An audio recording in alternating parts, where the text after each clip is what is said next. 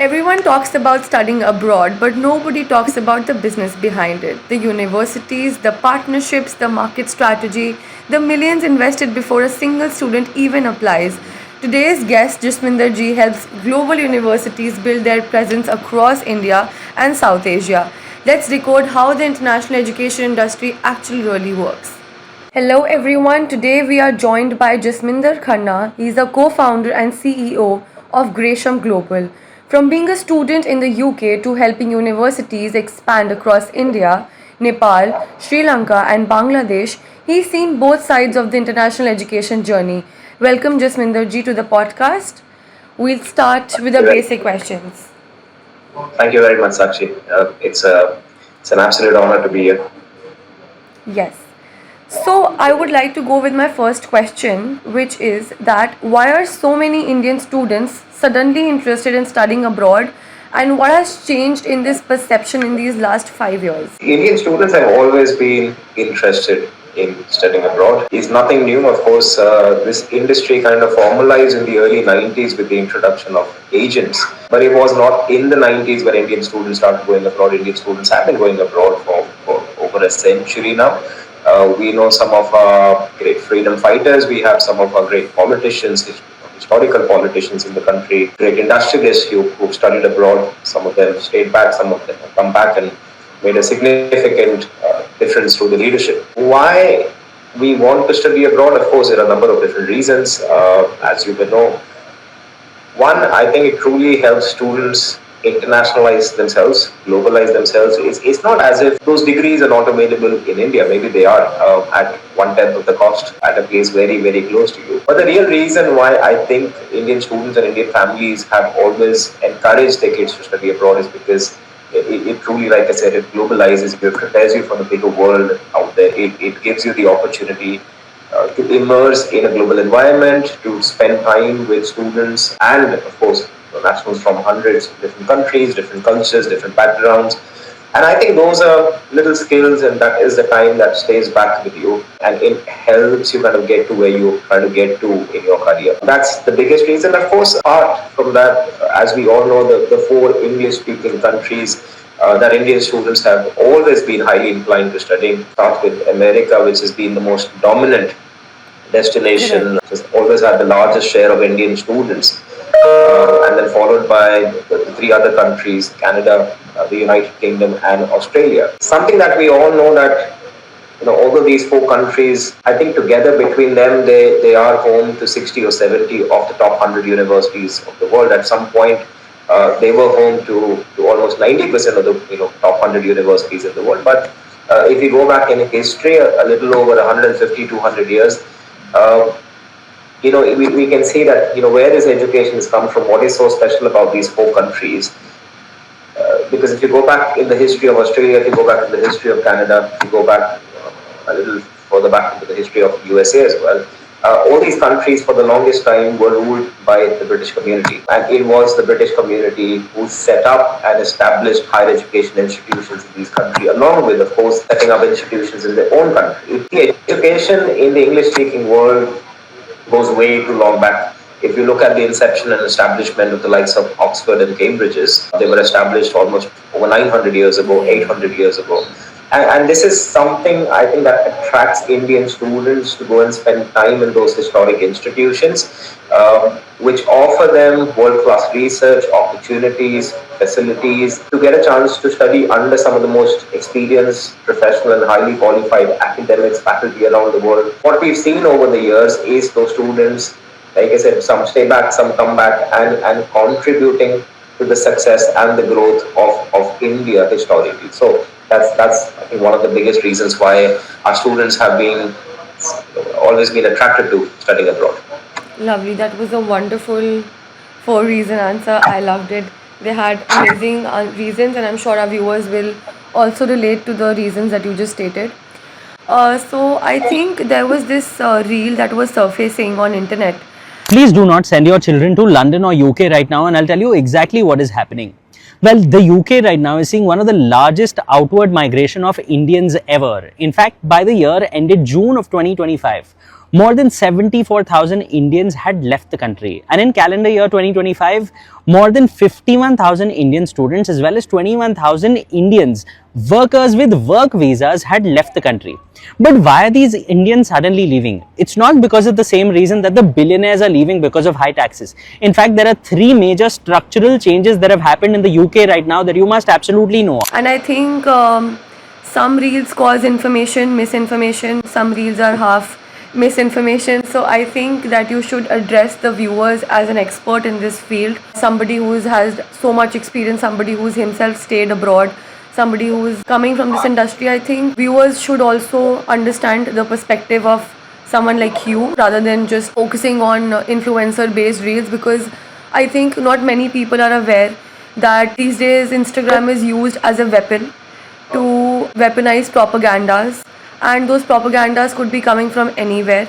It could be coming from another country, it could be anything that could target India's economy or India's growth. So there was this reel surfacing which I'll attach in the clip for the viewers. But the question I'll shoot at you regarding that reel is, we should address whatever is happening here. It's a big debate happening online right now, and every week we see reels saying don't go to the UK, nobody gets jobs, it's economic recession going on, PR is dead, students are returning home, they are not getting jobs, this and that. So how much of this is a reality and how much of this is a fear driven content? How much of this is a myth? How would you like to break these myth breakers? How would you address it? Like you rightly said, it's there's a lot of propaganda behind what we see. Not everything that shines is gold. Something that we learned way back in our school. So I think my advice to the youth is to not believe everything that we see. I think with more and more evolution of social media around us, whilst there are pros, there are benefits of social media, which is networking, which is information. But again, there are cons which cannot also be ignored at the same time. And I think one of the downsides of social media is I find people are a lot more confused today.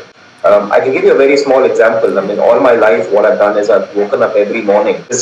I'm somebody who's not on social media. You'll not find me on Instagram and Facebook. So I've always had one influencer in my life, which is my mom. Because when I was very little, when I started going to school, my mom would ask us to have 5 almonds in the morning. My brother would have 5 almonds, I would have 5, because I think they were feeling the same heat in China as well. Because again, it's a country just like us with a large population. And one of the things that I think China did, I cannot verify this, but I read this somewhere on LinkedIn very recently, that they made it mandatory for content creators to have a qualification or a degree in the subject that they're talking about. I got a chance to see that video, and apparently when I went on to see where the guy comes from, I figured out that he's an investment banker himself. Yeah. And now suddenly I realize an investment banker talking about a very, very different industry that he's not even a part of. And which I understand, why people do that, because it gets you quick engagement on social Yeah. media, it gets you some quick likes and comments, and Yeah. of course, it helps you build It into that acts like a brand. viral hook, yes. But at the same time, that content could mislead, hundreds of thousands of young students in India today. Everything that was spoken in the video could be countered with facts. Of course, we're not here to talk about that today. NED, which gives you a 30% discount on the threshold salaries for you to get sponsorship, which means you don't have to look for a 40,000 pound job. So long as you can get a job within that 32,000 range, you still qualify for a sponsorship. I think it's very important for our government and our regulators and authorities to also try and bring some regulation into social media content, something that China is doing, something that a lot of European countries have done in the past as well. I think is the need of the hour here in India. Yeah, that's true. I totally agree with that. Okay, moving forward to our next question. We are seeing stricter migration, immigration rules, and economic uncertainty, and even geopolitical tensions around the world right now, especially with the West Asia war disturbances. A lot of our lives have been impacted. Unfortunately, we are in a country like India, so we have not been that severely impacted, but I hope the future holds good things for us. Coming back to the point, what should students should actually focus on when they are choosing a destination in 2026 as of now, because people were running to Dubai. People were running to Dubai. Dubai's reputation got a little bit tarnished, I would say, because of the West Asia. People are not feeling safe there. I'm not saying the country is not safe at all. It's 100% safe right now. If we ask the citizens living there, they say that it's completely safe. It's just a little bit of panic and chaos, but still, just like you said, we are very confused. Like the youth is confused. I think it's because of a lot of things that we are in a confused state. We zillennials are confused. Like it's a viral meme and reel going on Instagram right now. This is why we've always said, जो डर गया वो घर गया, but जो लड़ गया वो डर गया. So you've got to sometimes find ways to conquer your fear. We didn't know what's going to happen tomorrow. Nobody had seen this before. Nobody had any references. Nobody had any evidence of how to battle this uncertainty. But we lived through it, and we real. I mean, even during those times, we were consistently talking to students who were planning to study abroad. There was fear. There were fears in the minds of the student. There was fear in the minds of the parents. Should we go? Should we not go? I'm sitting on an offer from a university. Should I accept it? Should I not accept it? And one thing that I would do in those times, I would break that uncertainty down. So sometimes it's just about decoding that uncertainty.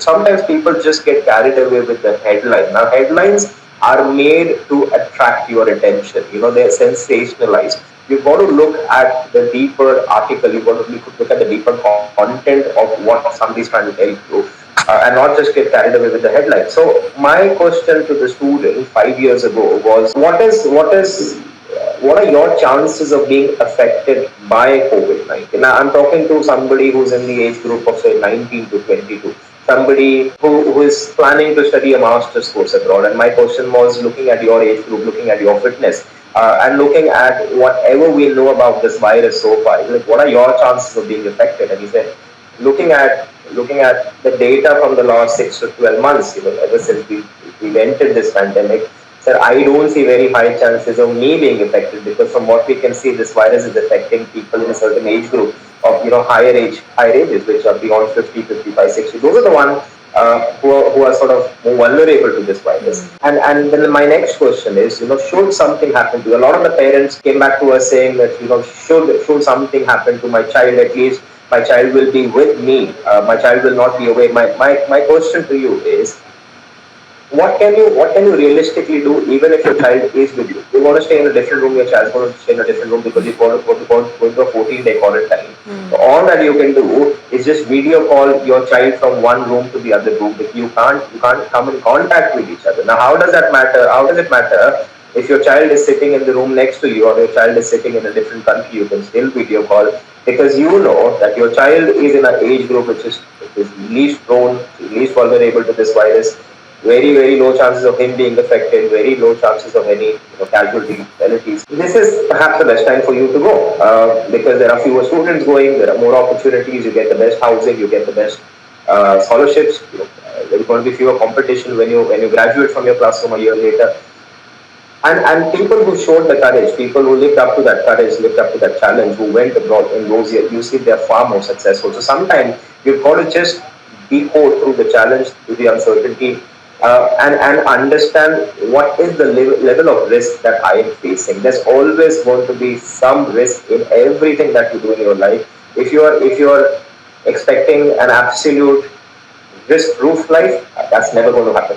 So I think uncertainty is part of our life, but then what is the level of uncertainty? What is the level of risk? That is something that the student must very carefully analyze and then take the decision. So let's not get carried away with the headlines. Let's look at the outcomes. The outcomes are more important.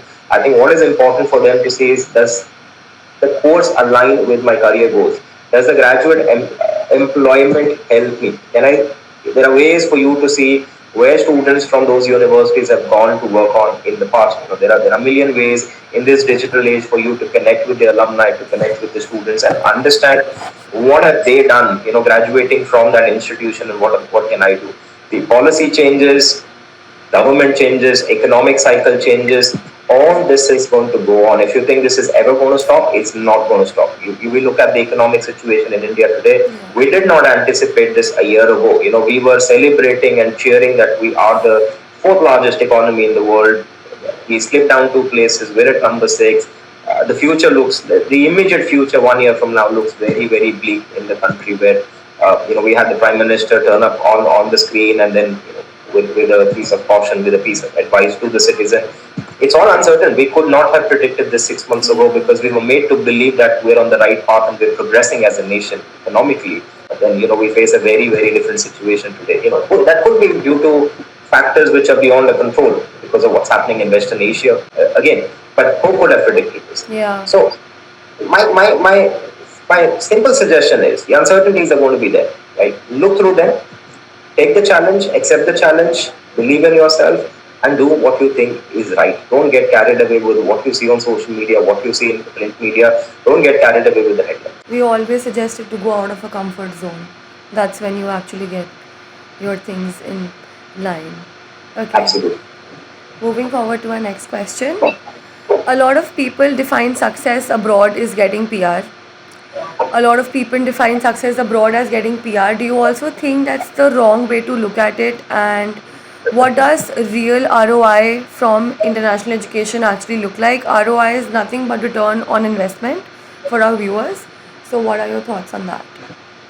This is one of the most frequently asked, I think, in our domain where we're often asked, and we're increasingly being asked by parents and by students, more so by the parents, that, what is the ROI on this investment of studying abroad. I think a question which is very, very difficult to answer. But then, it depends on how do you look at what is ROI. See, I went abroad 20 years ago. It was a very, very, very different era, in a very different time.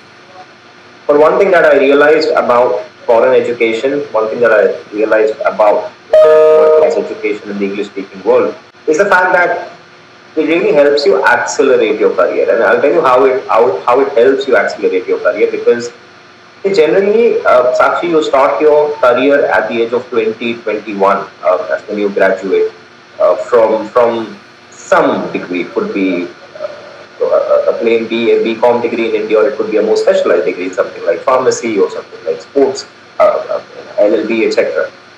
You start your career roughly in that age group of 20 to 22, but you generally start your career from an operational job. Now, operational jobs are generally the jobs which are right at the bottom of that hierarchy, right at the bottom of the pyramid. Job.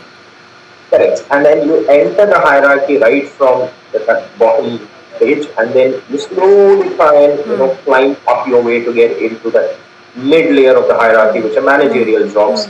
And then eventually in your career, maybe years and decades later, you try to get into those executive jobs. But if you look at the hierarchy, it's like a little triangle, and it keeps shrinking as you go up, which means not everybody is able to go from an operational to managerial, and not everybody necessarily is able to go from a managerial to an executive job. So only very few people are going to crack those layers and eventually get there. Now, one thing that I realized, that whilst most people here start their careers from operational jobs, one difference that I found in the Western world is the fact that once you graduate, there are very high chances that you start your career from sort of the mid-level hierarchy, which are managerial jobs. It could be sort of a mid-level managerial job or a high-level managerial job, but then you bypass that bottom layer of the hierarchy. And why you bypass, I'll tell you, because to get into that managerial stage of the hierarchy, you basically need to check 4 boxes in your career. You've got to have the experience, you've got to have the skill set, you've got to have the knowledge, and then you've got to have the right results, which is your performance. Now, for an Indian student, he generally starts building these 4 things after his graduation. That's when he's 20, 21 and starts working. He faces a professional work environment for the first time after he graduates from a classroom. Whereas in most of the English-speaking countries in the Western world, and also countries like Australia, what generally happens is your courses come with a lot of inbuilt placements, internships, co-ops, which give you the opportunity to start working even before you graduate. So when you don't have your internships, you're working part-time along with your studies. So you manage your routine, There's 20 hours of classes, there's 20 hours of part-time job, there's some self-study, revisions, assignments, presentations, and all of that. So that's 50, 60 hours a week. You manage yourself very well. So when I went there, I was very young. I started doing a part-time job along with my studies. My course was 3 years long. And what I realized, those 3 years really helped me cover up that time that I would have ideally spent in that operational layer. And because my course also had an internship that gave me some extra time, some bonus time to go and work in the industry on a full-time basis, develop those skills, develop the knowledge, get the experience. And when I eventually graduated, 3.5 years later, almost 4 years later, I realized that my CV was strong enough for me to start applying for mid-level jobs. So I bypassed that entire layer. So a position where I would have ideally got at the age of maybe 27, 28, 29 in India, I am comfortably sitting in that position at the age of 21. And that is a real return on investment for me, and that is acceleration of career. I've saved 8 years of my time. Now imagine how much extra money I can make in those 8 years sitting in a much superior position than what I would have originally done. Now that is something that some of us sometimes fail to see through. Yeah. We think, okay, my son's going to go abroad and going to have a very similar trajectory. No, it doesn't work that way in those countries because you work alongside your studies, not just part time but also full time work in the area of your work, through internships, placements, co-ops, so on and so forth. And that is for me the real return on investment. Again, coming back to your question, studying abroad in India has always been seen with one single narrative that we go on a one-way ticket and never come back, which is not necessarily the case in most other countries in the world. If you look at Chinese students, the data says less than 2% of Chinese students stay back in the country of study. Yes. 98% come back because the government there is doing enough in terms of producing jobs, whether in the public sector or in the private domain. If you look at a lot of the Middle Eastern students, if you look at a lot of Southeast Asian students, the idea is to go there, get the experience, get the exposure, build that skill set, develop that knowledge, and then come back and apply that in my own Exactly. country. Try to inculcate whatever you learned into your own country, because somewhere if you go to a developed country coming into a developing country, it actually helps you and it actually accelerates your growth. I agree on that. Indian society, for some reason, always looks at you very differently. If at all you return from abroad after your studies, there are always question marks. Something did not go right. Why is he back in the country? See, I returned to my country 10 years later. I studied there for 3.5 years, worked there for 7 years, but I voluntarily, consciously decided to come back, and people always question that decision. Why did you have to come back? Did something go wrong? Nothing went wrong. I mean, I always wanted to come back, and I knew what I was there for. I had gained, I got what I was there for, and then I came back, and I'm very, very happy with where I am today. So my education, my time there has really helped me. Whether or not I stay there forever, that's a different question. Yes. We do have colleges in Bombay also who do not have a mandatory attendance. Students who are again willing to take up that extra a step, that sometimes I've seen so many of my friends and colleagues who are in Bombay where the attendance is not mandatory. So they just, like, some students will just socialize, they'll party, they'll chill, they'll have a lot of get-togethers, they'll settle in the flats, they'll have friendly get-togethers and everything. And some students, on the other hand, will actually take up that as an advantage, and they'll start working and again, education system, it has to be mandatory for every student to reach that point and to maybe save up on that years. It's also about the social culture, the family culture. If you look at most of the countries in the developed countries in the West, I spent a lot of time in the UK, and the moment I went there, I realized that the place where I was working, I was 18, 19, and I thought I would be the youngest working there. But then, they were kids who were even 15, 16 working with me, and I was told that it's a culture in that country where you start working at a very young age. You start contributing to your household. You start contributing to the utilities and everything else, and that makes you that is what develops you. It gives you that financial freedom, the decision making skills. It exposes you to a work environment, and Again, Healthy for us outlook. to get there, we need a shift in the culture. Yes. It's not one or two families or one or two students that can, bring. Yeah. It will have to be a collective effort. Yes. Only then it will give into a major result. Correct. Okay, moving forward to our next question. So basically, if countries like the UK are supposedly becoming less attractive, why are universities still investing heavily in India? And although it's again, we can take this question if you want, if you don't want, because it's a little biased towards UK. So, why are we seeing more campuses, more partnerships, and more academic collaborations than ever before? I think I'll have to reframe this question as going in the negative light for UK. That's okay. I mean, we can rephrase the question Yeah, to. rather than this, I would be like, why are we seeing more campuses in the UK?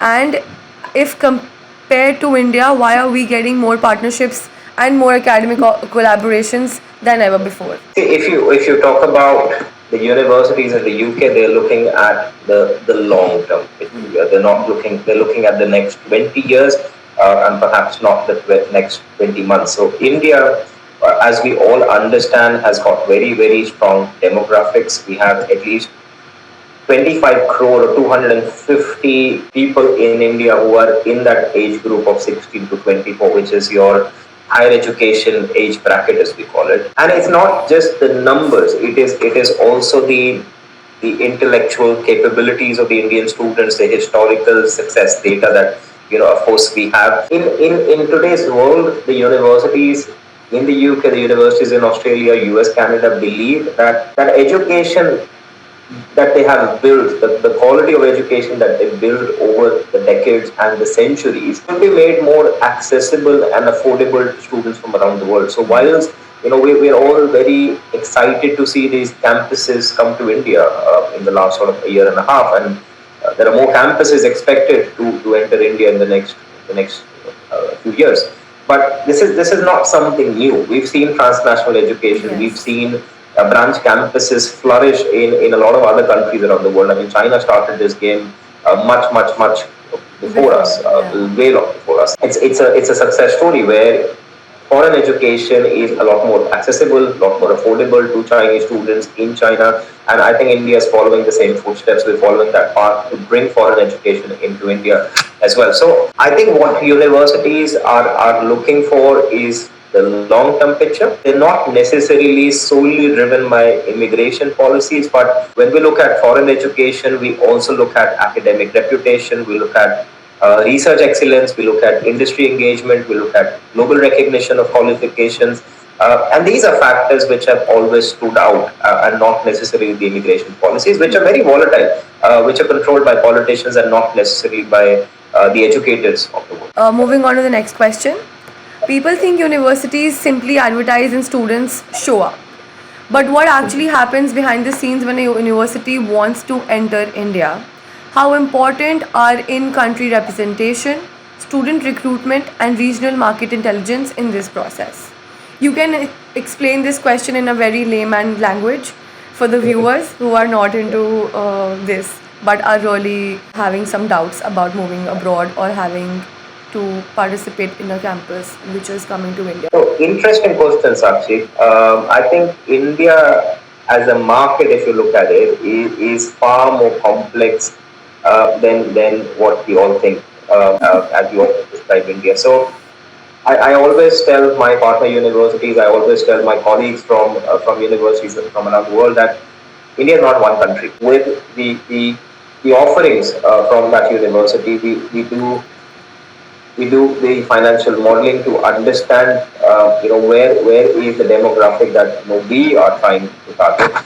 So all these factors are very, very, very important. It also involves building relationships with schools, with higher education institutions, with counselors, with agents. Agents are big drivers in the study abroad world. Government stakeholders, industry partners, alumni bodies, government bodies. I think it takes a lot of time to build these networks, to establish these channels in India.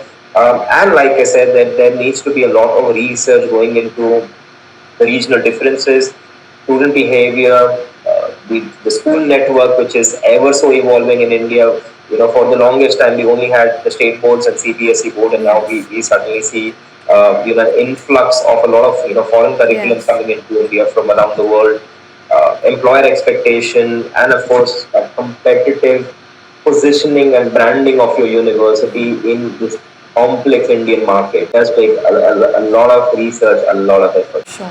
And what do you think are the biggest mistakes that international universities make while they are entering India? Again, it's more or less what I just said, is the assumption that India is a single market. India is not a single market. If you're looking to enter India, I think it's very, very important for you to understand that how diverse India as a market is. The student motivations are so different, affordabilities are so different in different pockets across the country, destination preferences are so different from the north as compared to the south.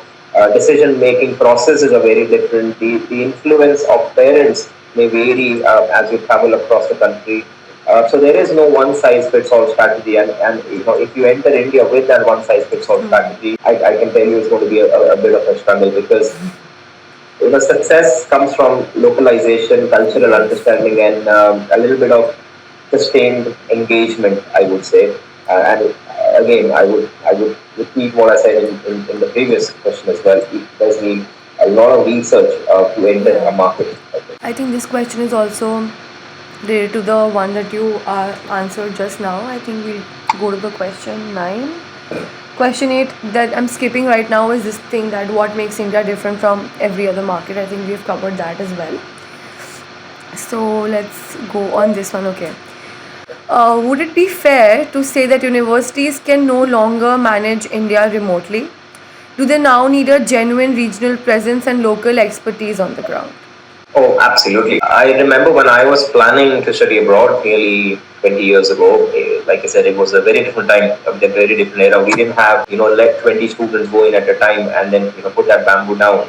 And students had to wait in that scorching heat for like hours and hours and hours to even get in and be able to get a chance to talk to universities. And we used to have people come down from universities, from the campuses to participate in these fairs, to talk to students, to talk to parents. But now things have changed. Things There have are a lot more severely fairs. changed, I think.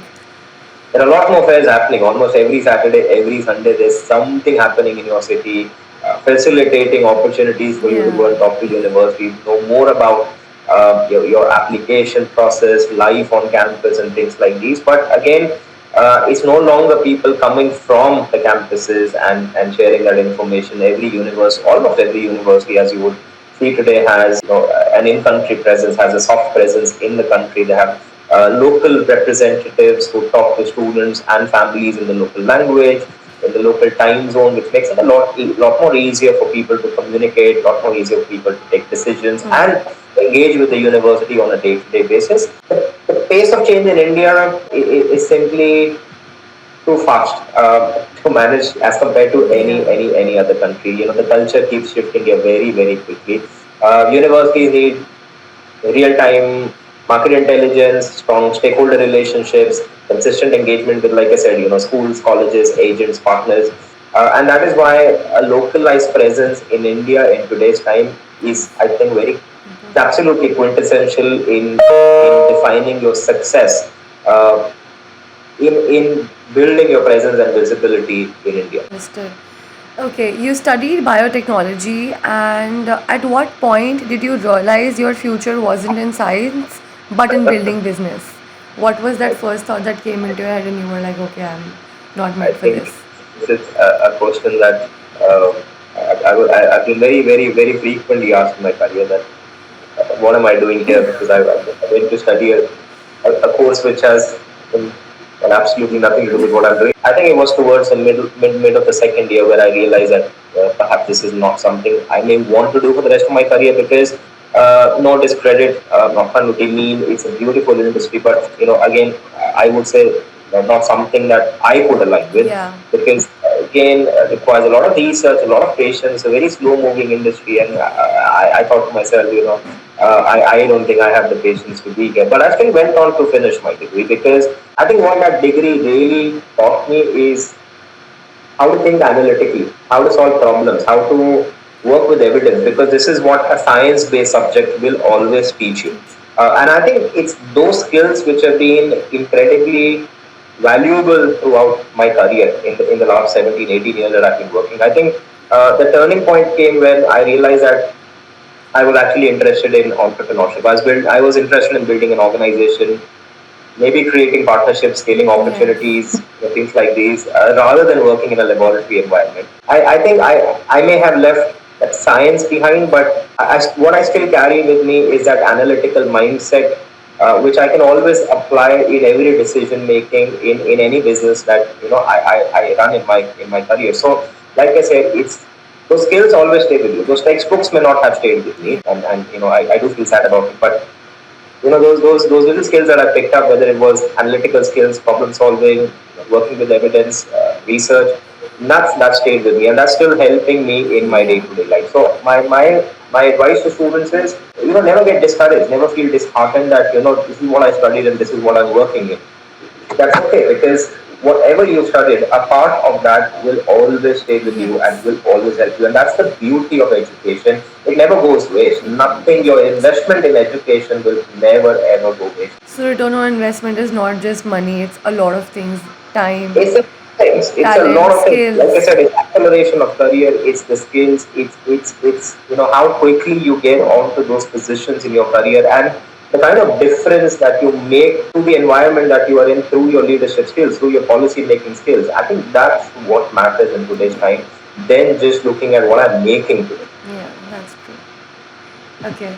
So looking ahead 5 to 10 years, what do you think the future looks like? And will you see more universities building local teams, stronger partnerships, and larger international operations across South Asia? Without a question, absolutely. I think the future of international education, in my opinion, will be far more regional, far more collaborative, and I think it'll be locally embedded than it is today. I see universities continue to build regional teams. That's very, very important. We spoke about it.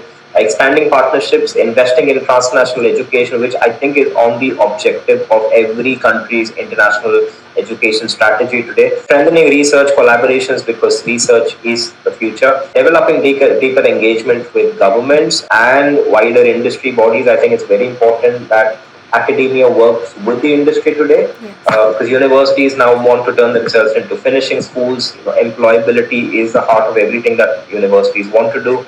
And South Asia, I think in particular, will become increasingly central to global internationalization strategies. Again, because of the demographics, not just the numbers, like I said, it's also because of the aspiration to study, the aspiration to grow, the intellectual capability is proven to be very high in South Asia, and this is attracting a lot of universities from around the world to enter this market today. So I think the institutions are going to continue to thrive and move beyond just recruitment and look at long-term ecosystems of engagement across regions such as South Asia, Southeast Asia, and also Middle East, which we see is rapidly emerging as a hub for international education today. So I think it's the question in the future is not going to be about how we recruit students. It is going to turn into how we become genuinely present and relevant in this market. It's not necessarily going to revolve around numbers, but it's going to revolve around your presence in that market. So we'll do a quick rapid fire, and it's just 5-6 questions, and you'll have to quickly answer in just a word or two. Okay? Ready? Okay. Best country for ROI? Even though I hate this question now after the podcast, but again. I would say any. I wouldn't pick anyone. You wouldn't pick anyone. Okay. PR or career? Career, and I think that's what the Gen Z is chasing today. It's not PR. Degree or skills? Both at par. I would have put degree on top of skills 10 years ago, but I would put them at par today. Lovely. Most overrated study destination? I think this one is difficult, but I see some of these very, very small countries in Eastern Europe or Southern Europe emerging, and we just skip this. That's fine. No worries.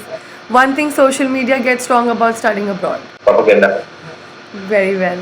One thing universities get wrong about Indian students? Generalization. UK is dying as a study destination, myth or a fact?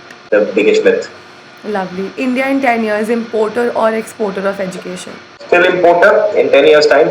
But I think that's a good thing for the country. Okay, lovely.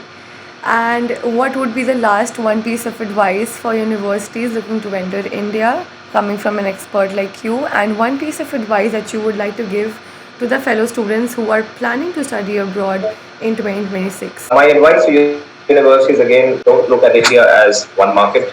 It's far more complex than what we think about this market. And my advice to students, like I said before as well, believe in your decisions. Try and decode the uncertainties. They're always going to be around. They are far beyond your control. And talk to the right stakeholders who understand the industry, who've been there before, who've done that before, rather than believing everything that you see on that 5.5-inch screen that's in our hands most of the That's time now. correct.